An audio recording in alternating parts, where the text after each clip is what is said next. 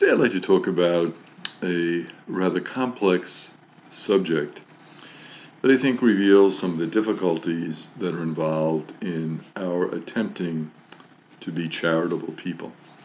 And that is the conflicts with regard to clothing donations. Clothing donated to secondhand stores in the U.S., 20% of that clothing is sold to consumers.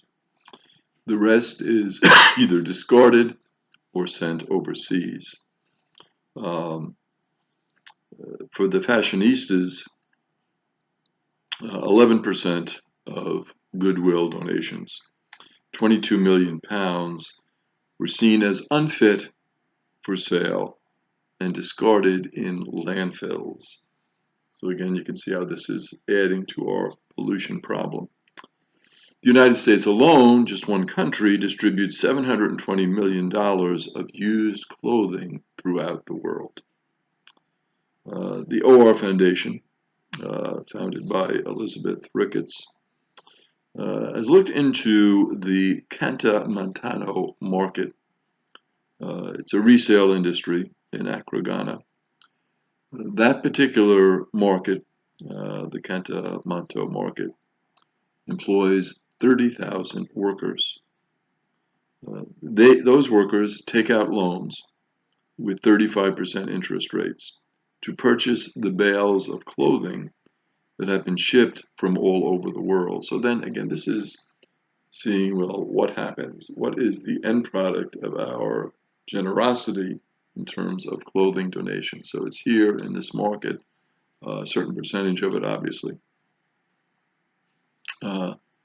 Now, only 20% of those 30,000 workers actually make a profit by selling the clothing.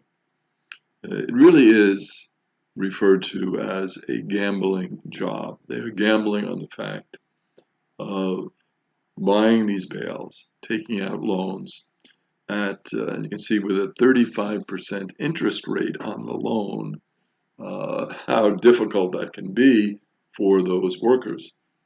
So you don't make the profit, you have to pay back the loan. How do you pay back the loan? Where do you get the money? You've got these interest rates, the difficulty there. The problem is then local businesses can't compete with the mounting imports of cheap imported clothing. So you have these workers who are suffering, trying to make a profit, but then you have the local markets who are trying to sell their wares. They can't compete with these prices because these prices are so low because it's used clothing that is being sold.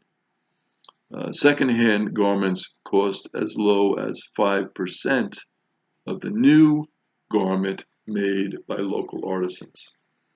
So the local artisans might be selling it for $10, they're selling it for 50 cents, they're going to buy the garment, the old garment, for 50 cents. Our donations contribute then to undermining the local economies and leading to the collapse of garment industries around the world. So here we are, again, trying to do good with our donations, thinking, I'm giving this clothing to this person and I'm, sharing what I have. But again, the impact, we have to sometimes realize, well, what is happening? Where is that donation going? And then how is it impacting the people there? You can see the complexity of the situation. There are also environmental costs in these local communities. So not only is there the economic cost, there is the environmental cost. And of course, the environmental cost in our own communities with those garments that are deposited in our local landfills. Cantamento resells 100 million items each quarter, but 40% of the clothing received by the market becomes waste. So slightly under 50%, 40% is waste that they cannot sell or do not sell. This waste is burned in the open air, swept into the gutter, and dumped in informal settlements where vulnerable citizens live. So again, unfortunately, who is bearing the brunt of this waste, this burnt clothing, the ashes which are going into these communities. It is the most vulnerable people in the communities.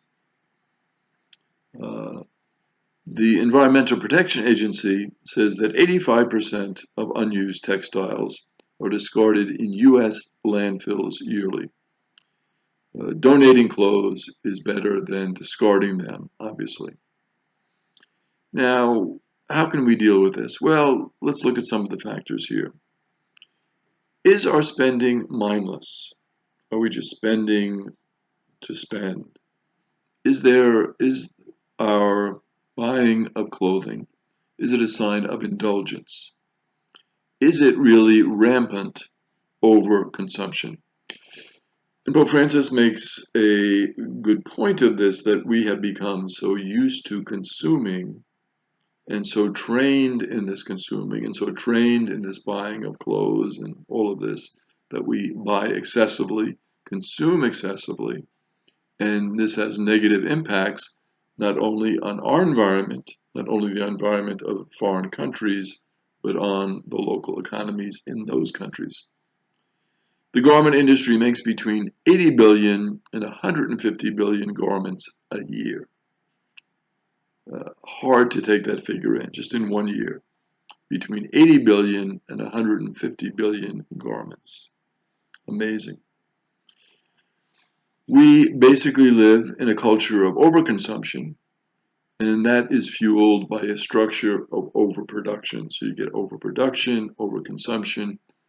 How do you balance that out? And how do you then orientate your economy in a more positive direction so that those workers, those manufacturers can be more orientated maybe towards providing basic health care, food for people, better education?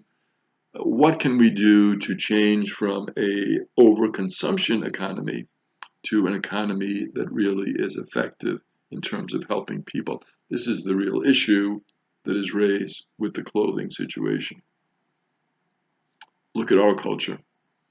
Look at the abundance of self-storage units. That tells you something right there. We have to create units to put all of our overconsumption materials in that we cannot, even contain in our homes. We must rent all of these additional units. So there's another industry that is being created as a result of overconsumption. And of course, what is glamorized in our culture is retail therapy. Let's go shopping. Going shopping is a good thing. It's wonderful. Cures all of our depressions, cures all of our ills. We feel better. We bought something. But again, can we be using our time more constructively? Or leisure time? Can we use it for reading, sharing, meeting together, sharing good experiences, the outdoors, other alternatives than this so-called retail therapy? Is our vice being disguised as charity? That becomes a question that we raise for ourselves, right? Is our vice of overconsumption really being disguised as this charity? Well, I'll give this away. Well, where does it go when I give it away? Then becomes the issue we have to contemplate. So what can we do? There is 16 million tons of textile waste a year. 16 million tons. We can obviously say this is a problem that we have to deal with. So what can we do? Most of us, very good intentioned, well-meaning, we want to give things away, we want to help other people, we want to be charitable people. We have this desire, obviously, to help others. A good desire, a wonderful thing, right? So what can we do? Well, some possibilities to reflect about as we think about this issue. Number one, we can choose items that will last.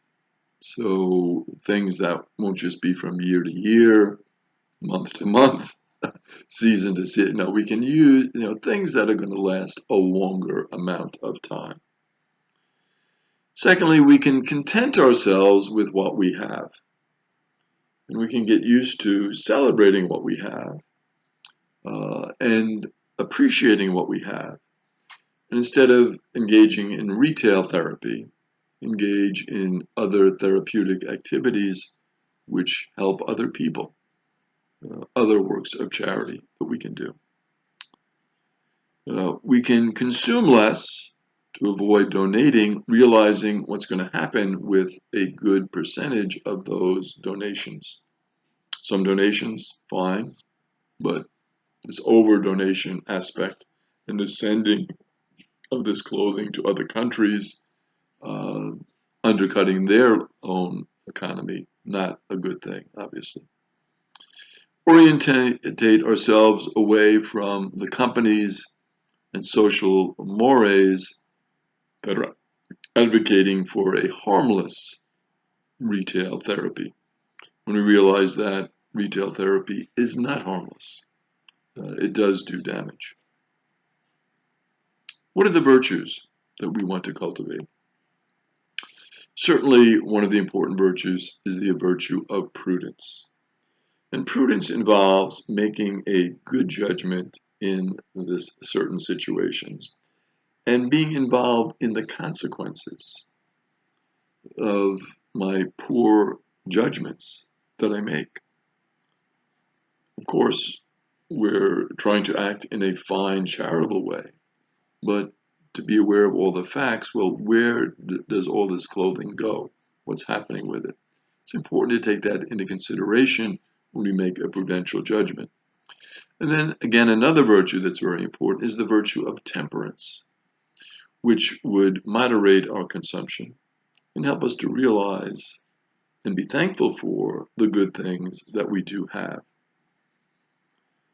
Are you a robber? Is the question you might want to ask. Garment production processes rob communities of natural resources. We don't think of that aspect too. Taking those natural resources that are used to make those garments can actually be a form of robbery. Corporations strip communities and lands. So they come into lands and take some of these textiles out and develop lands that should not be developed. That is a type of robbery, a damage to the earth. And to be good stewards involves realizing that we want to preserve these resources on our earth. We want to preserve the beauty of the earth and not rob it with our overconsumption. How can we help? And what can be done? Well, reduce production quantities in the garment industry. First of all, limit those production quantities would be important. Correct environmental damage, like the damage that's done from burning the excess clothes. Correct that damage. And adjust wages for those who make the clothes. A lot of times, those who are making the clothes are making a very poor wage and not able to support their families. And so adjusting those wages would be another important aspect, and realizing that I have a responsibility in that area. What this leads to is what we call practices of solidarity, to realize that I am not alone in this world, that I am with others, that what I do impacts other people. So donating to the Secondhand Solidarity Fund, that Secondhand Solidarity Fund supports the Cantamontana workers. So those workers who are in this difficult situation can be supported by that fund. And that is myself being in solidarity with those workers and helping them for a better life by less consuming and more giving in another way to them, instead of clothing, giving funds to assist them. Saint Basil is oftentimes quoted as someone who can encourage us in the right direction. And he has a great quote. He says, "Distribute our wealth lavishly to the vulnerable and the marginalized." And here we have a case of many people in these countries who are vulnerable, who are marginalized? Are we sharing our wealth with them, and are we sharing it lavishly? Again, a complicated situation, a lot to think about and to examine our consciences about, and say, what can we do as individuals working in solidarity with others to make those workers have a better life and to preserve our beautiful environment and to make that a lot better. God bless.